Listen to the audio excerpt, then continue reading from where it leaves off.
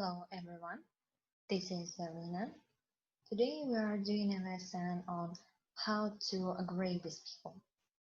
In particular, I'm going to teach you how to say that something is the same for you or somebody else.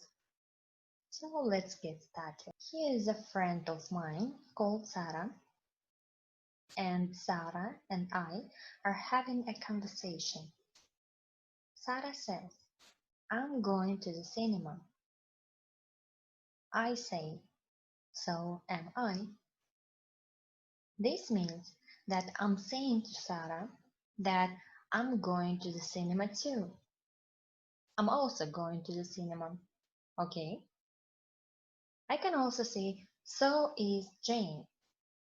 And this means that Jane is also going to the cinema.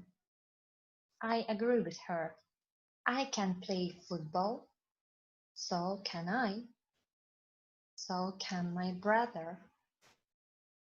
I have been to Paris 3 times. So have I. So have my parents. I am hungry. So am I. So is my cat. On the right, you see the structure that I want you to learn. And to form this structure, we must look at the structure of a first sentence. We must look at what Sarah is saying. And if you notice, everything is Sarah saying, everything is affirmative. So since it's an affirmative and we agree with her, we must start our sentence with the word so. The word so means that we agree with someone. As we can notice, in Sarah's sentence, auxiliary verb am. Since Sarah used auxiliary verb am, we must use the same auxiliary verb when we reply. So auxiliary verb am, so am I. Auxiliary verb after so and before subject, and we should agree it with subject. Am, the auxiliary verb to be of a first person singular. Jane is the third person singular, so we use the auxiliary verb is. So is Jane. And it's the same for others. I can, so can I. I have, so have I. I am, so am I. The rule is when we are agreeing with an affirmative with auxiliary verb, we use the word so, then auxiliary verb, and then subject. That is the first rule.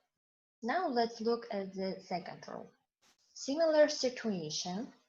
Sarah says, "I like watching horror films." I say, "So do I," or "So does Jane." Again, the structure, we always use the word so. But this time, Sarah doesn't use auxiliary verb. She only uses main verb like. Since here no auxiliary verb, in our reply, we use the verb to do. And again, we make it agree with the subject. Do, and subject I, with the Jane, the third person, we use the verb does. I want to eat an ice cream, so do I. So does my brother. I go to swim every summer, so do I. So do my parents. I walked to university today, so did I. So did Jane. He is a little bit different. We use the auxiliary verb did, because Sarah used walked, past tense, and did is past participle. So the rule is, when we are agreeing with affirmative without auxiliary verb, we use the word so, then verb to do, and then subject. Here we see negative form. Sarah says, I am not going out tonight. I say, neither am I, neither is Jane, and we are agreeing with her. So when we want to agree with somebody who is using negative, then we start the sentence with the word neither. Neither am I. And then it's exactly the same as the first rule. I can't hear the music. Neither can I. Neither can my brother. I have never been to Spain. Neither have I. Neither have my parents. I am not hungry. Neither am I. Neither is my cat. So the rule is, when we are agreeing with negative with auxiliary verb, we use for the word neither, then auxiliary verb, then subject. And the last rule. Here, again, Sarah used negative. Sentence. I don't like watching horror films. I say, neither do I, neither does Jane. Sarah doesn't use auxiliary verb. So here we need to use the verb to do.